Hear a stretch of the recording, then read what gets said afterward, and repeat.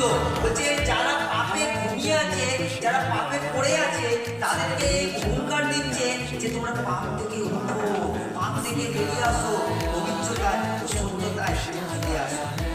বলছে ঘুমন্ত আত্মাকে জাগিয়ে তোলে এবং তাদের নিজের পাপের গভীরতা উপলব্ধি করতে বাধ্য করে। তেমন একটা মানুষ নিজের পাপ করেছে কখন বুঝবে?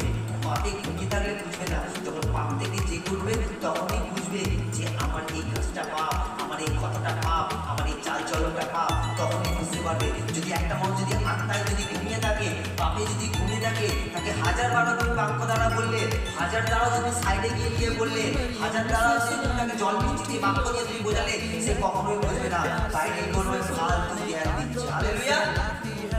কিন্তু যে ঘুমন্ত হয়ে জেগে উঠবে, যে ঈশ্বরের হুঙ্কার শুনে, ঈশ্বরের গর্জন শুনে যে ব্যক্তি জেগে উঠবে, তাকে যখন আপনি ঈশ্বরের বাক্য দ্বারা বলবেন, তখন নিজে সেই পাপকে স্বীকার করবে। হালেলুয়া।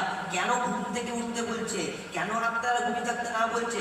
কারণ আর সময় বেশি দিন নেই, এবার পাপ থেকে উঠতে বলছে। হালেলুয়া।